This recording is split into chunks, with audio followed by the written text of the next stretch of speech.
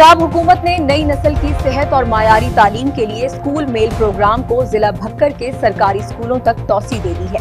CM Punjab के vision के मुताबिक बच्चों को मुतवाज़िन और ग़िज़ाइयत से भरपूर खुराक फराहम की जा रही है ताकि वो सेहतमंद रहते हुए बेहतर तालीम हासिल कर सकें। आइए चलते हैं एम सईद बुशारती की तफसीली रिपोर्ट की जानिब, जहां आज तक न्यूज आपको लम्हा ब लम्हा बताए कि आप देख रहे हैं आज तक न्यूज, खबर सच के साथ। इसकी तफसीलात क्या हैं?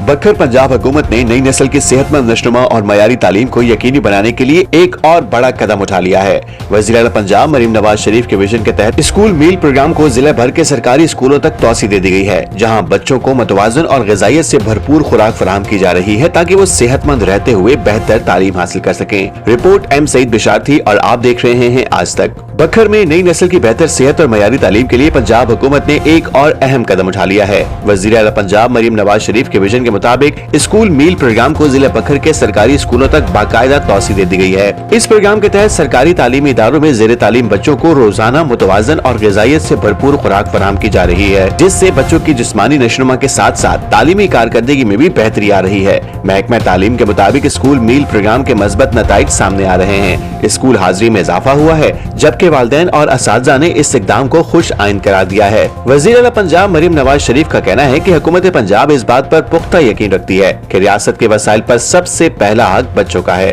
और पंजाब का हर तालिब इल्म सेहतमंद और तालीम में मुमताज हो। यही एक मजबूत और खुशहाल पंजाब की बुनियाद है।